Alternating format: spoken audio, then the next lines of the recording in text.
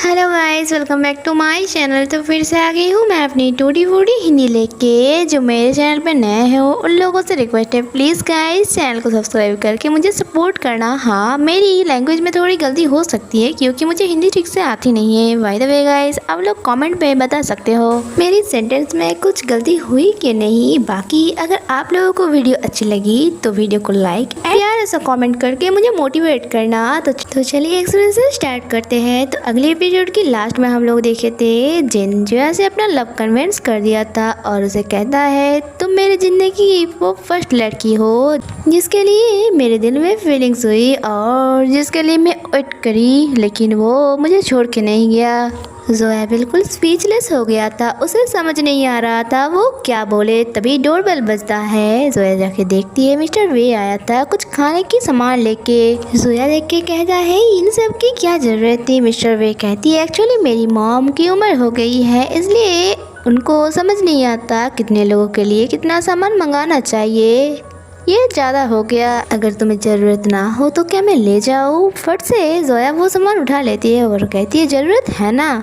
तभी जिन भी बाहर आ जाता है और मिस्टर वे को देख के कहता है ये सनग्लास पहन के तुम्हें रात को कुछ दिखाई भी देता है या ऐसे ही पहन के रखे हो। मिस्टर वे बोले ये सब छोड़ो, मैंने मेरी नेबर हांजिंग से पता किया है तुम दोनों के बीच ऐसा कोई रिश्ता नहीं, बस तुम दोनों फैमिली हो। जो सुन के तो जिनके पास बोलने के लिए कुछ नहीं था। और तभी जोया और वो आमने सामने आ जाता है। वो दोनों एक दूसरे से नजरें नहीं मिला रहे थे, जो मिस्टर वे भी नोटिस करता है और कहती है क्या बात है तुम दोनों के बीच कुछ हुआ है क्या। जोया आगे आके कहती है नहीं कुछ भी तो नहीं हुई, चलो बाहर चलते हैं। और जिन भी उसे इशारों में ही कह रहा था चुप रहने के लिए। और इसके बाद जिन खुद को आईने में देखती है और सोचती है मैं कितनी ज़्यादा बुद्धू हूँ, ऐसे हालत में मैंने उसे प्रपोज की।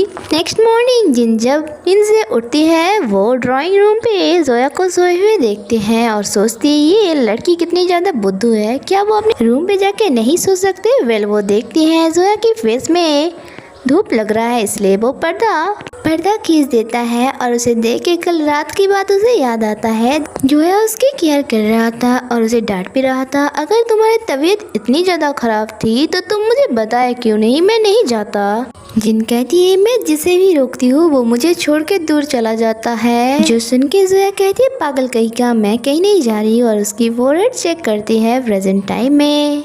उसे ये सोच के बहुत अच्छा लग रहा था क्योंकि फर्स्ट टाइम उसकी कोई इतना केयर किया था। इसके बाद वो रूम पे चला जाता है। कुछ देर बाद जब वो रूम से बाहर आता है वो देखती है जोया उसके लिए एक खिचड़ी बनाया था, बट वो दोनों एक दूसरे से नजरें नहीं मिला पा रही थी। जोया उसे कहती है ये खिचड़ी खा लेना और जल्दी जल्दी में डॉक्यूमेंट्स लेके बाहर आ जाता है ऑफिस जाने के लिए। बाहर आने के बाद भी उसे कल रात की बातें ही याद आ रहा था जब जिनने उसे प्रपोज किया था। उसे समझ नहीं आता कि मैं उसकी प्रपोजल की क्या जवाब दूँ। तभी उसकी फ़ोन पे किसी का कॉल आता है। जब वो कॉल रिसीव करता है दूसरी साइड से एक लड़की कहती है आप उजू की नाम से रजिस्ट्रेशन करवाया था किंडरगार्टन के लिए, वो सिलेक्ट हो चुके हैं इसलिए आज से ही आप उसे किंडरगार्टन में भेज सकते हो। जो सुन के जोया खुश होता है और वो सोचती है अब ये बातें जिनको कैसे बताओ। और घर के अंदर जिन उजू को कह रहा था तुम जानते हो आज फर्स्ट टाइम किसी ने मेरे लिए खिचड़ी बनाई है। और तभी उसकी नज़र टेबल पर रखे हुए सेब के ऊपर जाती है और वो सोचती है क्या वो मेरे लिए ठीक से खा नहीं रही है, क्या मेरे लिए वो अनकम्फर्टेबल है।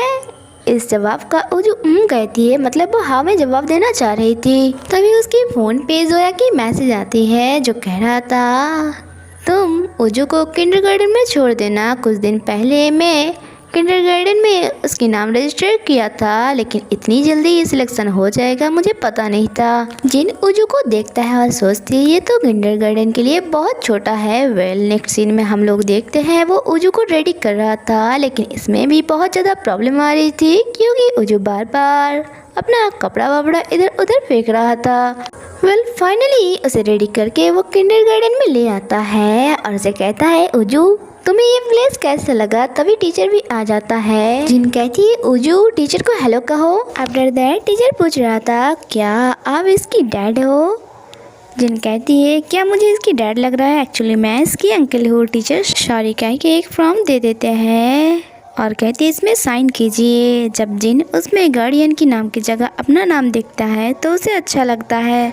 जाने से पहले टीचर उसे कहता है आप अपने बच्चे को ये बोल के जाइए कि आप जल्दी उसे लेने के लिए आएंगे, नहीं तो वो हर टाइम आपके आने का ही वेट करेगा। जिन जब उजू के पास आता है उसे बहुत ज़्यादा बुरा लगता है और खुद का बचपन याद आता है जब वो अपना भाई के आने का ही वेट करता था लेकिन वो नहीं आता। अंकल को देख के उजू उसके पास आ जाती है। जिन कहती है तुम यहाँ खेलो, मैं जल्दी तुम्हें लेने के लिए आऊँगी। तुम्हारी डायपर के लिए मुझे पैसा भी तो कमाना है ना। और उसकी ये सब बातों की उजू करके जवाब दे रहा था। और जाने से पहले उजू खुद से जिनको हक करता है, जिनको वजह से आज उजू को छोड़ के जाने की मन ही नहीं कर रहा था। वो बाहर आने के बाद सोचती है मैं इतनी सैड फील क्यों कर रहा हूँ। अरे मैं तो भूल ही गई हूँ, मुझे जोया को भी इन्फॉर्म करना चाहिए। वो उसे मैसेज करता है लेकिन सोचती है लगता है उजू के कुछ फ़ोटो भी मुझे भेज देना चाहिए उसे। लेकिन बाय मिस्टेक वो अपना फ़ोटो भेज देता है। वो जल्द से जल्द वो डिलीट करना चाह रहा था लेकिन उसके पहले ही जोया देख लेता है। जोया भी देख के हैरान था कि वो अपना फ़ोटो क्यों भेजा है मुझे। और जब उसकी फ्रेंड ये देखता है वो कहता है अरे तुम दोनों के बीच चल क्या रहा है। जोया उसे बता देता है कल जिन ने मुझे प्रपोज किया। उसकी फ्रेंड कहता है मैंने कहा था ना वो तुम्हें लाइक करता है।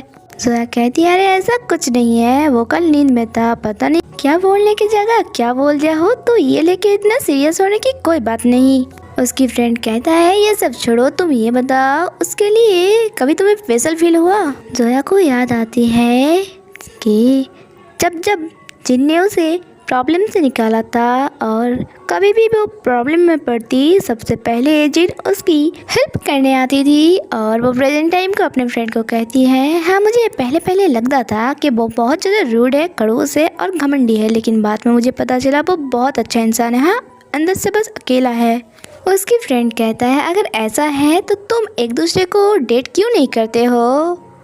जोया कहती है अरे ऐसा नहीं, वैसे इन सब के लिए मेरे पास टाइम नहीं है। दूसरी तरफ जिन जो काम कर रहा था और सोच रहा था। जोया फ़ोटो तो देख लिया लेकिन कुछ रिप्लाई नहीं किया। नेक्स्ट सीन में हम लोग जोया को देखते हैं जो पार्क्यून के साथ एक मीटिंग में था। मीटिंग खत्म होने के बाद पार्क्यून कहती है चलो हम लोग कुछ पीने के लिए चलते हैं। और वो लोग एक रेस्टोरेंट में आता है जहाँ पार्क्यून ऑर्डर दे के एक अलग टाइप का ड्रिंक बनाती है। और जो देख के जोया कहती है तुम्हें अभी भी याद है मेरी फेवरेट ड्रिंक। जो सुन के पार्क्यून कहता है ये मैं कैसे भूल सकती हूँ। और दोनों कॉलेज टाइम की बात करने लग जाता है। बात करते करते ही पार्क्यून कहती है उजू कैसी है। वो कहती है एकदम ठीक है। वो आज उसके किंडरगार्टन में फर्स्ट डे है। सच में मैं बहुत टेंशन में था कि जिनके जाने के बाद मैं उजू को अकेली कैसे संभालूंगी। जो सुन के पार्क्यून कहता है जाने की बात मतलब।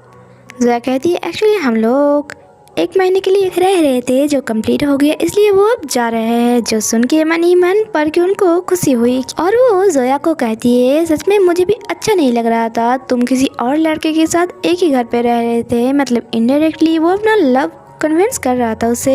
और यही एपिसोड खत्म होता है। आगे क्या होता है वो जानने के लिए स्टे कनेक्टेड। वीडियो अच्छी लगी तो लाइक एंड कमेंट कर देना। मिलते हैं नेक्स्ट एपिसोड में। Stay connected, bye bye.